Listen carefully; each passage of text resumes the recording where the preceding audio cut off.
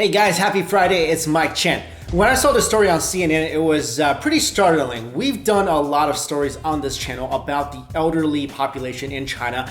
There were a lot of stories about kids looking for their elderly parents who have wandered off and may have gotten lost. I still remember this story about a 61-year-old man from Shandong province whose wife is 56 years old and suffers from mental disorders, and she went missing after she was robbed one day. The couple made a living collecting scraps, and after she went missing, the husband put all their belongings into a hand-pulled cart and basically decided to just pull it across China looking for his wife, who he thinks is still wandering around out there. That story really killed me because it's so heartbreaking, and I knew that, of course, there must be other people in similar situations. I just didn't know how many. So according to this CNN report, senior citizens aged 65 or over account for up to 80% of missing elderly person cases in China. Around 25% of those missing had been diagnosed with Alzheimer's or dementia, while 72% suffered some sort of memory impairment. Of those who were found after being reported missing, 25% then went missing again. What's contributing to this problem is that China really doesn't take mental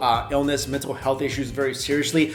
According to a report in The Guardian, 1/3 of the global burden of mental illness falls on China and India, where millions go without treatment because of the stigma and lack of resources. And in China, less than 6% of people with anxiety and depression, substance use disorders, dementia, and epilepsy ever seek treatment. The stigma thing is huge in China because if you have a mental disability, most of the time you will not be seen as someone who needs help, and you yourself may see it as a weakness and would not even want to admit it, even though there's a problem. Also in China, there's not a lot of mental health care professionals, there's not a lot of treatment facilities for these type of disabilities, and less than 1% of the national health budget is allocated to mental health care. And even though there are laws in China forcing the children of the elderly to take care of their aging parents, but there are a lot of cases where the children are not available because either they died early or they are working really far away and cannot provide the care needed.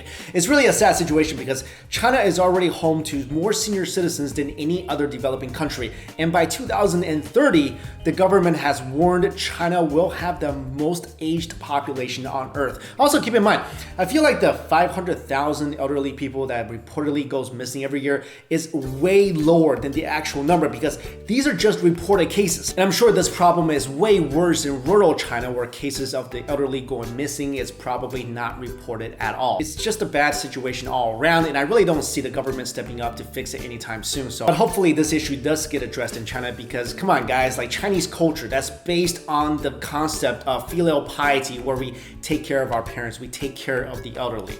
Anyway, let me know your thoughts on this story. Thank you all so much for watching this video. See ya.